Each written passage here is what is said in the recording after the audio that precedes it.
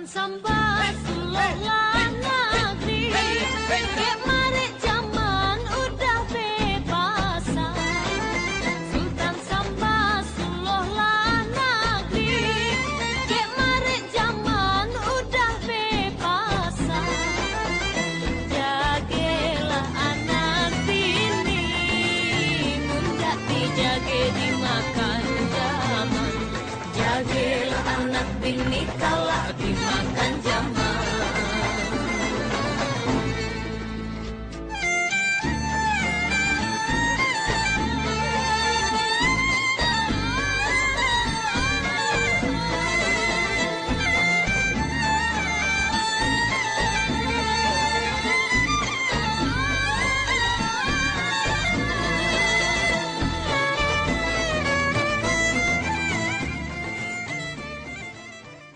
Assalamualaikum warahmatullahi wabarakatuh. Apa kabar sahabat seputar harian sambas.com? Kali ini kita mengulas sejarah asal-usul kerajaan Sambas dan masa kejayaannya. Maka daripada itu sebelum menonton cerita dari kami ada baiknya teman-teman semua untuk bantu subscribe dahulu channel kami, agar kami dapat memberikan cerita terbaru dari seputar harian sambas.com. Asal-usul sejarah kerajaan Sambas dan masa kejayaannya. Pada suatu pagi hari matahari mulai tinggi saat memasuki kota Sambas, setelah menempuh perjalanan sekitar 225 km dari Pontianak, ibu kota kabupaten perbatasan dengan Sarawak, Malaysia ini tampak ramai lalu lalang manusia dan kendaraan bermotor, serta terasa ada gairah pembangunan dengan berdirinya bangunan-bangunan kantor pemerintah dan swasta, serta ruko-ruko. Kota Sambas merupakan salah satu kota tertua di Pulau Kalimantan yang mampu bertahan hingga kini. Dari pusat kota, sekitar 1 km ke arah timur laut, saksi sejarah kota tua Sambas masih berdiri, yakni Keraton Kesultanan Sambas yang bernama Al-Wadihubillah.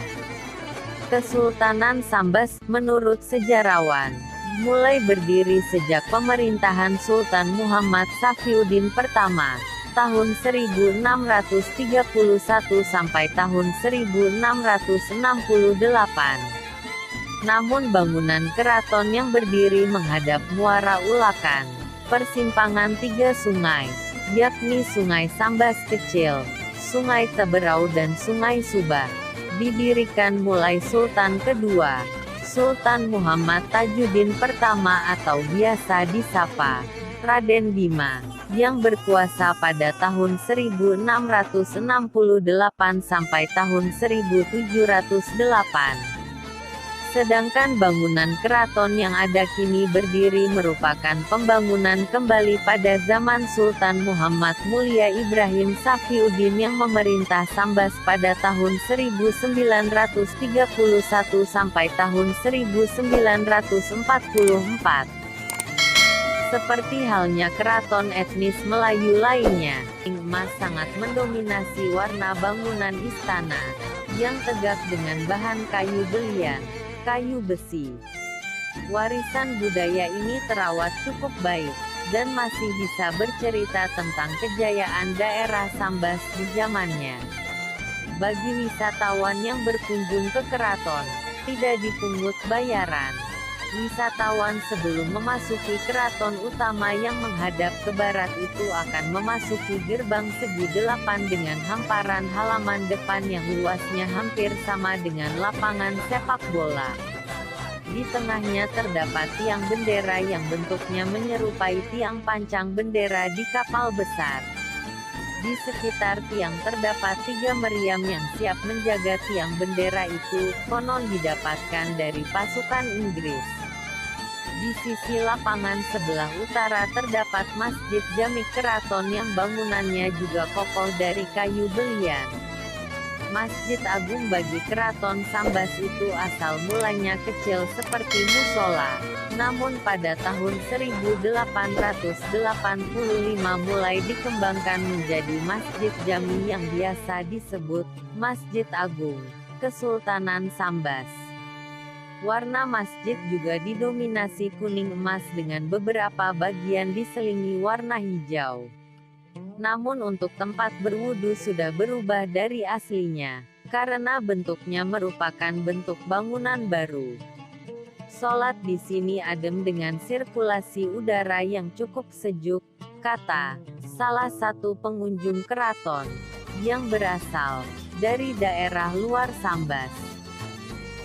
Pengunjung keraton dan salah satu cucu sultan yang bernama Sultan Muhammad Mulia Ibrahim Safiuddin yang memerintah Sambas pada tahun 1931 sampai tahun 1944. Bangunan utama. Setelah melihat masjid, pengunjung bisa menuju bangunan utama keraton, yang sebelumnya ada gerbang. Pada zaman dahulu, kata salah satu sumber, dari orang kerabat Kesultanan Sambas, setiap gerbang dijaga penjaga. Namun kini tidak ada lagi. Sementara yang ada di samping kanan kiri gerbang hanyalah sebuah meriam lele.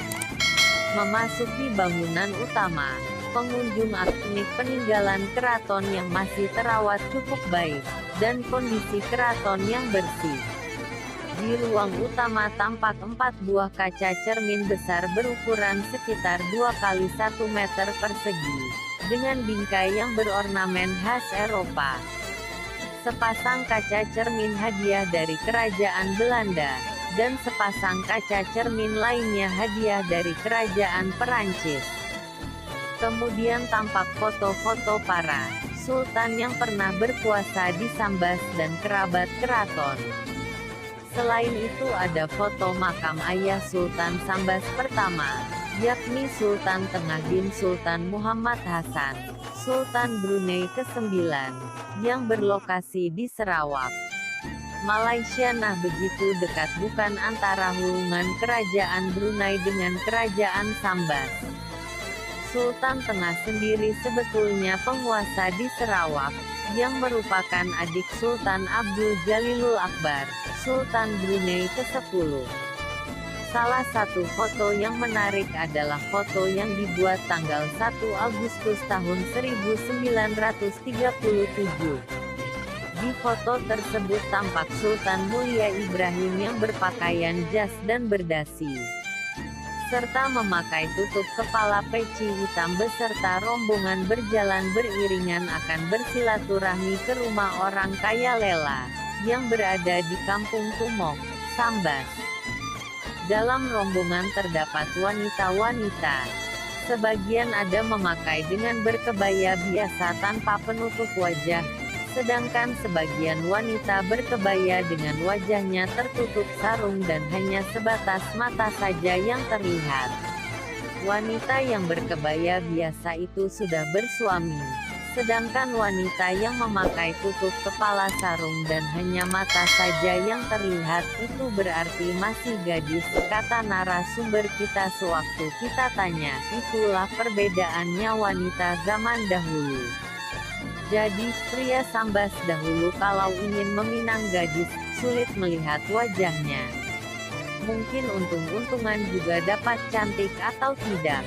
Sedangkan Sultan Sambas memakai jas dan berdasi, karena beliau pernah belajar di sekolah modern di Belanda juga, pada masa itu. Sementara itu di dalam kamar Sultan masih tampak rapi. Tempat tidur Sultan terakhir, kaca hias, seperangkat alat untuk makan sirih, pakaian kebesaran Sultan, payung ubur-ubur, dan tombak canggah. Selain itu di dalam kamar diletakkan 2 tempayan keramik setinggi lebih 1 meter asal negeri Tiongkok.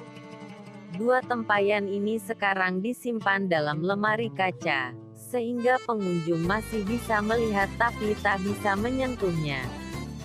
Pada saat Wakil Presiden Republik Indonesia Bapak Adam Malik datang ke sini, pernah ditawar untuk dibawa ke Jakarta, tapi kerabat keraton menolaknya.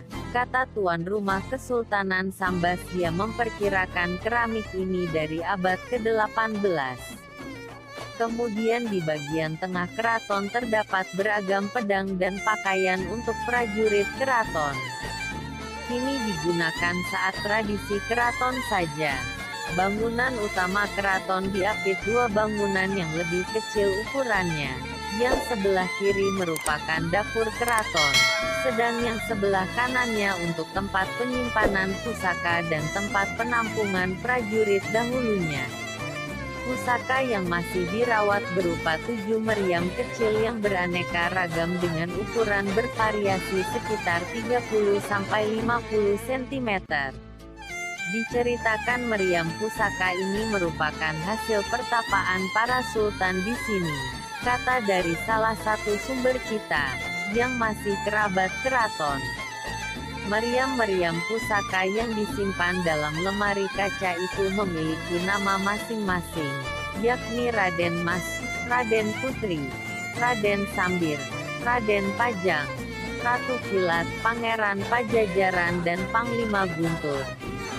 Selain meriam, juga ada tombak-tombak dan tempat alas duduk bekas sultan. Semuanya terawat dengan ditaburi bunga dan tepung tawar dalam ruang sekitar 5×4 meter persegi.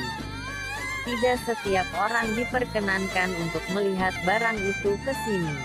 Kata dari narasumber saat kita tanya, di belakang bangunan keraton ada kolam, yang dahulunya merupakan kolam untuk mandi dan berenang anak-anak kerabat keraton. Hanya sayangnya kolam kurang terawat. Namun di sini masih ada pengunjung yang ingin minta berkah dengan air kolam tersebut. Penguasa keraton Sambas terakhir adalah Pangeran Ratu Winata Kusuma yang wafat tahun 2008. Sedangkan saat ini segala hal terkait keraton diurus oleh pengurus keraton, sambil mempersiapkan pewaris tahta, Kesultanan Pangeran Ratu Muhammad Tarhan yang sekarang sudah menyelesaikan kuliahnya di Bandung. Dan sudah menikah saat ini dan bisa menjadi kepala rumah tangga Istana Kesultanan Sambas.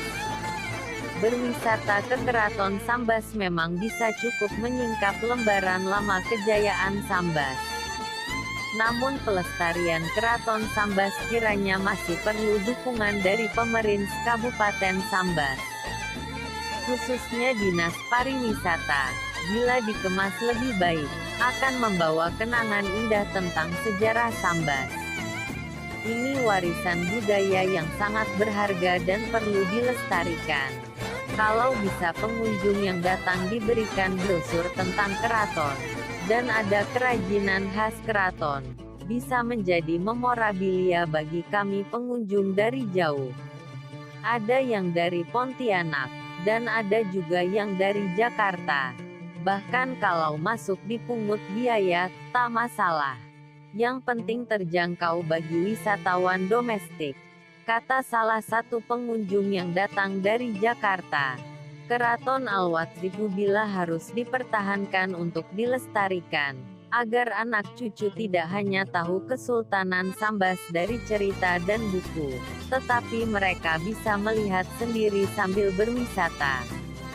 Sekian cerita tentang asal-usul berdirinya Kesultanan Sambas di masa kejayaannya, lebih dan kurangnya kami mohon maaf. Terima kasih sudah menonton video dari kami dan jangan lupa subscribe, like, komen agar kami dari seputar harian Sambas bersemangat untuk menceritakan kejadian yang ada di Kabupaten Sambas. Sampai jumpa di cerita berikutnya.